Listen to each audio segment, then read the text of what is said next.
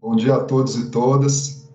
O tema do nosso painel é governança fiscal, então não tenho como deixar de reconhecer aqui a presença dos ministros Nardes e Weder, duas referências, um em governança e o outro em gestão fiscal. Da mesma forma, os colegas que participaram do painel anterior, Leonardo Albernaz, a Luciene e a nossa convidada Giovana, e também quero fazer um cumprimento especial à nossa convidada do segundo painel, a Gildenora, que faz um trabalho brilhante lá na Secretaria do Tesouro Nacional para a melhoria da gestão fiscal em todos os níveis da nossa federação. Então, para mim é uma honra dividir esse painel com você, Gildenora. E eu pretendo ser breve na minha fala, vou compartilhar aqui a apresentação. Bom, então o nosso tema é estrutura de governança fiscal. A gente vai ter uma visão geral e depois falar um pouquinho da atuação do TCU nesse tema. Nessa visão geral, eu começo com algumas questões importantes para o nosso tema e com base em algumas referências, tá? Por que é importante controlar o gasto público? Sempre que a gente fala em controle do gasto, surge uma reação automática. É uma proposta neoliberal que vai prejudicar a população, principalmente aqueles que dependem, né, do auxílio do governo, das políticas públicas. Um outro argumento é que o gasto público estimula o crescimento. Então, cortá-lo provocaria menor crescimento do PIB, afetando toda a sociedade, não só aqueles que dependem das políticas públicas, né? No curto prazo, a expansão do gasto pode até estimular esse crescimento, isso é fato, está bem ilustrado aí na literatura econômica. Mas no longo prazo, a alta carga tributária e a dívida pública elevada, que são as fontes para financiar o gasto público, elas acabam por prejudicar o crescimento. O gasto excessivo também vai inibir a produtividade da economia, a inovação, a competitividade, o mercado de trabalho e até as exportações. E aí eu trago aqui a nossa referência do Marcos Mendes, né, num texto de 2011, todos esses trechos são de lá, no sentido de que a eficiência do gasto público é fundamental para que o nosso país tenha mais crescimento, mais renda, menos desigualdade e mais empregos. Então, daí a importância do controle do gasto. Esse texto foi de 2011, e se a gente olhar aqui uma série histórica dos últimos 12 anos, nas nossas estatísticas fiscais, sobretudo de resultado primário e nominal, a gente percebe uma drástica deterioração, né? Apesar da curva do resultado primário ser azul, de 2014 para cá, a gente tem tido déficit, né? E a curva vermelha, que é o resultado nominal, também deficitária ao longo de todo esse período. E a série de crescimento também, né, a evolução anual do PIB, demonstra que de 2014 para cá, a gente tem tido baixíssimo crescimento e até retração da economia. Uma outra questão importante nesse debate sobre governança fiscal, né, o papel da LRF. Tá? A LRF trouxe uma mudança, né, no trato do dinheiro público.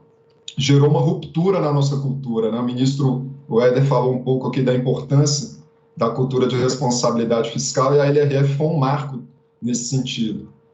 Introduz a restrição orçamentária na legislação. A gente sabe que a Lei Geral da Escassez é um marco da ciência econômica, mas precisou isso ser escrito na lei, né, para a gente poder criar essa consciência coletiva. Tá? Naquele momento em que a LRF foi editada, né, havia também esse consenso, né, de que a sociedade não tolerava mais a irresponsabilidade dos administradores públicos. Por quê? No final das contas, quem paga o preço dessa irresponsabilidade são os próprios cidadãos contribuintes. Essa foi uma fala do ministro Marcos Tavares, que era ministro do Planejamento no ano de publicação da LRF. Então, reforçando essa visão, né, a irresponsabilidade em qualquer nível de governo tende a gerar mais impostos, então eleva a carga tributária, menos investimentos do setor público, e até mais inflação, né, que acaba prejudicando a parcela mais pobre da sociedade.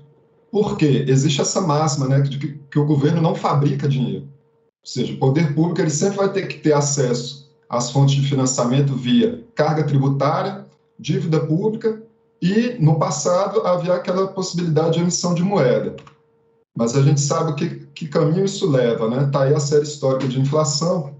Na década de 80 e 90, antes do Plano Real, chegamos aí à casa de quase 2.500% de inflação anual. Todo mundo sabe os efeitos adversos que isso acarreta, né, para a sociedade, para a economia como um todo. A gente não pretende reviver essa história, mas estamos enfrentando outros problemas aí na área de política fiscal. Uma outra questão importante para a governança fiscal, né, o Conselho de Gestão Fiscal. Ele está lá previsto na LRF desde 2000, com as seguintes competências, né, acompanhar e avaliar a política e a própria operacionalidade da gestão fiscal, disseminar práticas de eficiência do gasto e da arrecadação, controle do endividamento e transparência. Tá? A composição e funcionamento do Conselho de Gestão Fiscal serão definidas em lei, essa é a previsão da LRF, e o Poder Executivo encaminhou o projeto, ainda no ano 2000, né, quando da edição da LRF, ele enviou esse projeto de lei, está lá em tramitação no Congresso, assim como vários outros projetos de iniciativa dos próprios parlamentares, mas o fato é que até hoje a gente não tem o Conselho de Gestão Fiscal devidamente instituído. Essa é uma lacuna na nossa estrutura de governança fiscal e é importante que se busque, né, a instituição dessa instância de coordenação e de debate sobre esses assuntos. Enquanto isso, né, a gente tem a Câmara Técnica de Normas Contábeis e de Demonstrativos Fiscais da Federação, a nossa CTConf. Tá? Na ausência do CGF, a CTConf ela faz um papel, mas limitado, né? Ela não tem todas as competências que a LRF prevê para o Conselho de Gestão Fiscal. Trata basicamente da edição de normas de consolidação, né? E em 2020 houve a formalização dessa instância, né, por meio do Decreto 10/2005.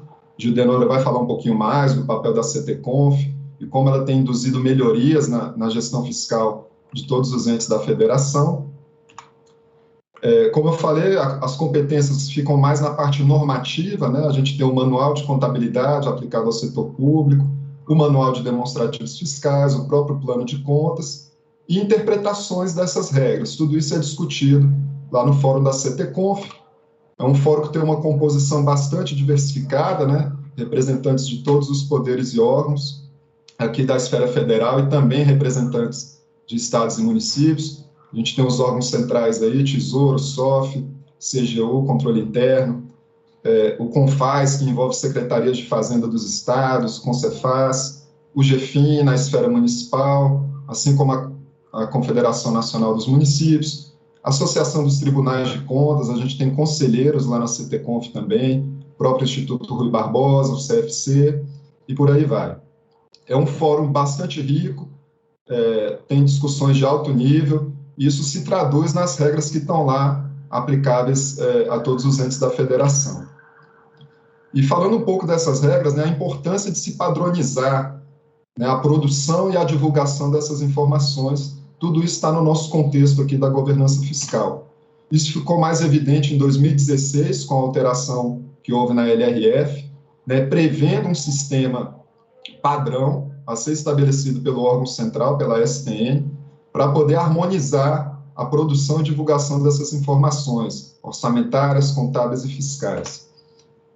Isso foi elevado também à Constituição, então nós temos uma regra constitucional prevendo a padronização, é recente, tá? A Emenda Constitucional 108 de 2020, fortalecendo essa diretriz da padronização e dando um poder maior para a Secretaria do Tesouro Nacional para discutir e implementar todas essas regras. E regulamentando, né, esse sistema de administração financeira e de produção e divulgação de informações, a gente tem o decreto do CIAFIC, né, também era um decreto anterior que foi atualizado em 2020.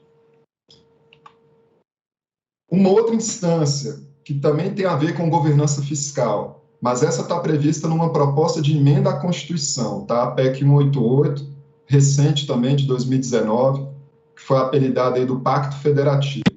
Então, se prevê lá a instância do Conselho Fiscal da República, seria um órgão aí num nível mais estratégico, né? Também para discutir questões de ordem fiscal, e a participação ali seria dos chefes de poder, né? Presidente da República, presidente da Câmara, do Senado e do TCU, o presidente do Supremo Tribunal Federal, e tem representantes também de estados e municípios.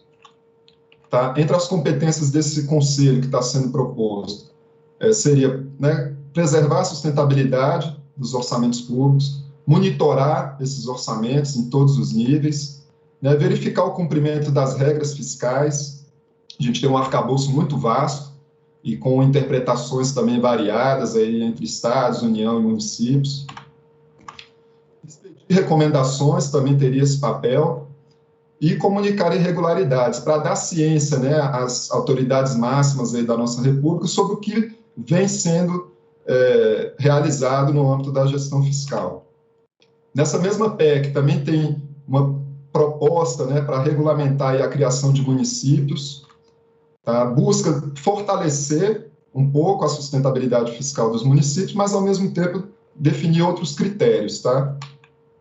A ideia é dar mais autonomia, mas ampliar a responsabilidade desses gestores.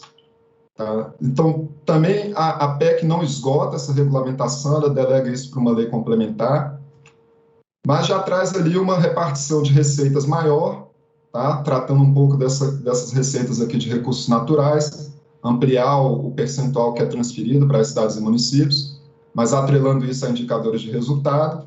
O salário educação também passaria para a competência dos estados e municípios, com base aí num critério de alunos matriculados. Os municípios menores, né, terão que comprovar até 2023 a sua sustentabilidade financeira. Essa comprovação vai se dar por meio de um indicador, tá?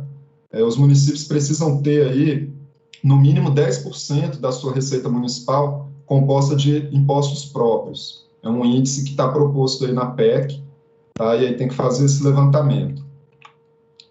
Quem não comprovar que está dentro desse índice, segundo a previsão da PEC, seria incorporado a um município vizinho, tá? Dentro de um prazo aí. Esse é um detalhe importante, né? Para aferir quais seriam esses municípios de até 5.000 habitantes que teriam que comprovar sua sustentabilidade, a PEC prevê que seriam usados os dados do censo de 2020, mas a gente sabe que o censo não aconteceu em 2020, também teve aquela discussão no orçamento para 2021, né, o corte lá da dotação, mas é um ajuste que precisa ser feito lá na proposta. De qualquer maneira, fica esse alerta também.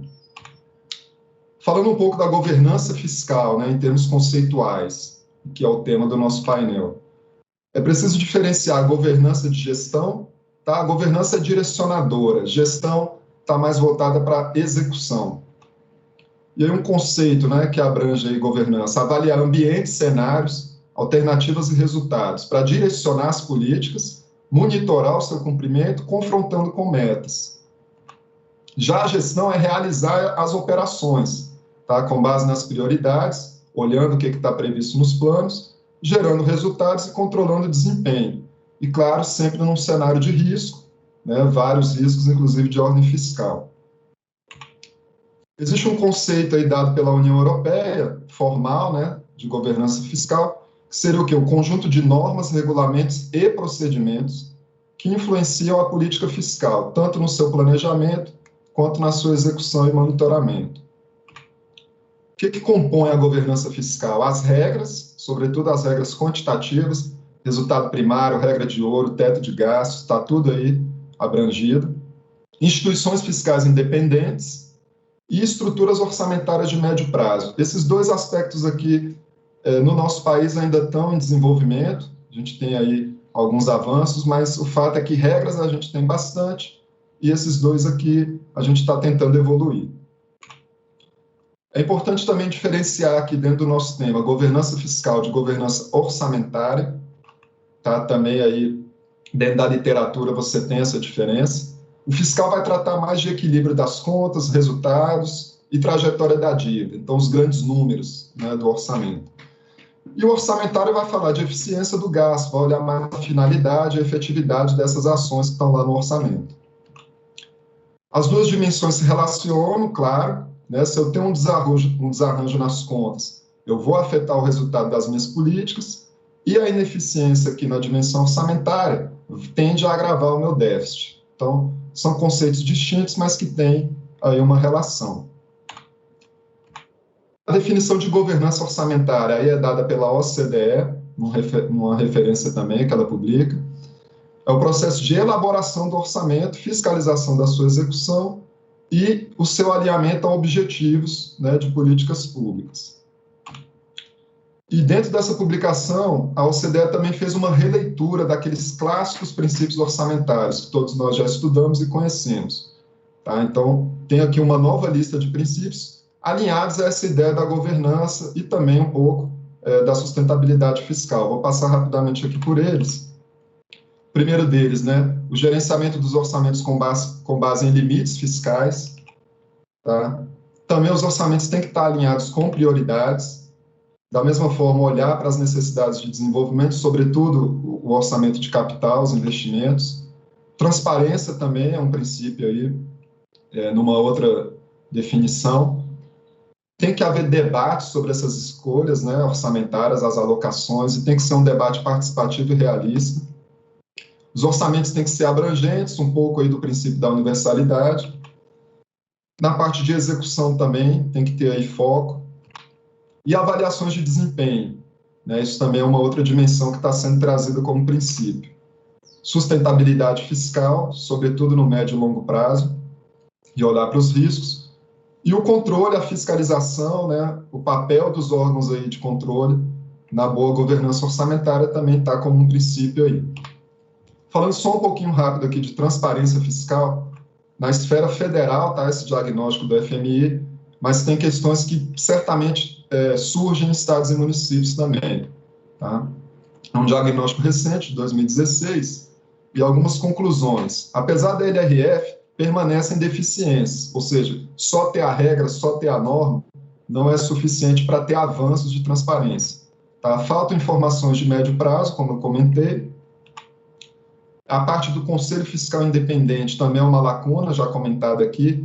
A gente tem o TCU, tem a IFE, enfim, tem várias instituições, mas que não são exatamente, né, o que é preconizado nessa referência aqui, tá? É necessário melhorar a relação com bancos públicos, esse foi um diagnóstico à época aqui na esfera federal, mas a gente sabe que também isso acaba envolvendo as outras esferas da federação, porque tem financiamento junto aos bancos públicos. E riscos, né? Esse é um conceito também que está sendo bem trabalhado nessas referências internacionais. Entrando agora na parte da atuação do TCU, a gente já está caminhando para o final da apresentação, são 2 pontos aqui. O primeiro deles é a gente aproveitar a oportunidade do painel para divulgar uma publicação que a nossa equipe fez, voltada para a boa gestão fiscal. O TCU tem uma experiência com esses referenciais na área de governança, tá? A gente se inspirou nisso, tem lá a publicação dos 10 passos da boa governança. O ministro Nardes foi patrono de toda essa ideia. E aqui a gente fez algo parecido para a gestão fiscal. Tá sendo lançado agora junto com o evento. São 10 passos, eu não vou ser exaustivo aqui, vou apenas listar o enunciado de cada um deles. Então, a importância do planejamento, né, do monitoramento e avaliação do gasto, transparência e controle social, a sustentabilidade do endividamento também é importante, assim como o gasto com pessoal, que é uma das principais despesas aí de estados e municípios, na União também. Padronização, né? A Judenora vai falar um pouquinho mais disso, mas a gente tentou reforçar essa previsão também na nossa cartilha. Educação fiscal para a sociedade como um todo, né? Esse painel se insere nesse contexto, voltado para as cidades, voltado para os gestores, mais para a própria população, para compreender melhor essa dinâmica das contas públicas. Exposições fiscais é um conceito também que vem dessa literatura internacional, é mais abrangente do que riscos fiscais, que já está previsto na LRF. Isso aqui envolve todas aquelas possibilidades de desembolso futuro. É importante, né, os gestores municipais estarem de olho nisso, não só nas contas do dia a dia, mas naquilo que está por vir também de obrigações. E a parte de arrecadação, fundamental, né, ter as receitas próprias. A gente viu lá o comando sugerido na PEC do Pacto Federativo, no mínimo 10%, né, da sua arrecadação ser composta por recursos próprios, para não ter aquela alta dependência de transferências governamentais aqui da esfera federal. E, por fim, as regras de final de mandato, isso mudou bastante com as alterações que houve na LRF, então a gente tentou resumir um pouco esse entendimento com base na atualização das regras. E uma outra parte aqui da atuação do TCU, a gente pegou um caso concreto, tá, que envolve uma análise sobre transferências voluntárias. Só comentando um pouco, né, essa dinâmica das transferências, dos convênios, enfim, representa um sistema de cooperação, tá, para ações de interesse recíproco, mas tem sido alvo de críticas, né? Os convênios são ineficientes, geram muitas irregularidades, prestações de contas não analisadas, objetos não entregues, falhas diversas, enfim. A ideia é o quê? Contribuir para melhorar esse cenário, tá? Conhecer essa realidade e tentar induzir melhorias. Esse foi o trabalho que a gente trouxe aqui como caso concreto. A gente chama de FOC, a Fiscalização de Orientação Centralizada, tá? Foi feita em parceria com tribunais de contas locais, relatoria da nossa ministra Ana Reis, que hoje é a nossa presidente, e a ideia do trabalho foi olhar de maneira transversal, tá? Como é que estava a situação de alguns entes da federação em relação a cumprir a LRF e outros comandos, com vistas a receber e gerenciar bem as transferências voluntárias. Então, o escopo, né, envolveu 6 estados, esses aí, e 20 municípios desses estados. Tá? Olhamos o quê? Estrutura de planejamento de controle interno, a parte de gestão fiscal e financeira, e os sistemas de contábeis e de transparência, né, todas as demonstrações e divulgações.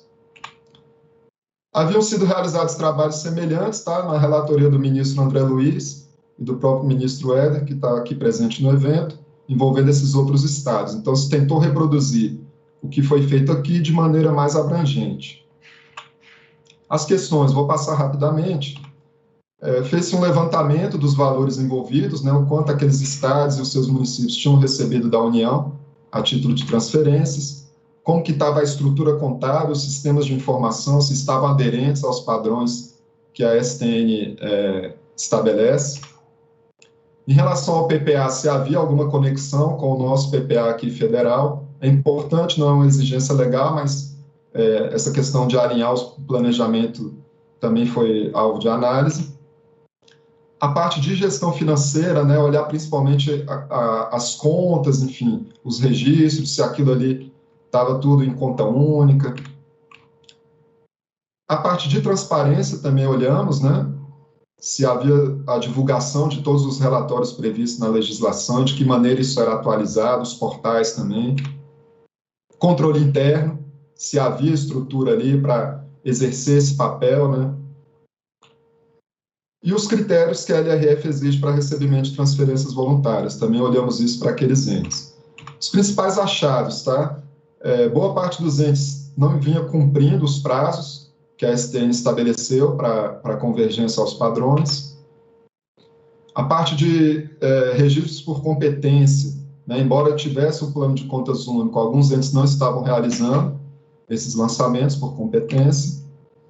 O próprio sistema não atendia aos requisitos mínimos, né, o sistema de informação, não gerava automaticamente as informações, os demonstrativos.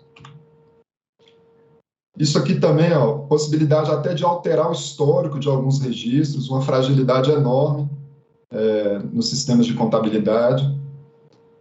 Depósitos em contas não oficiais, também é outra fragilidade aí, grave. Inexistência de órgão de controle interno, a essa altura, né, da nossa história aí, alguns municípios não têm estrutura de controle interno formalizada.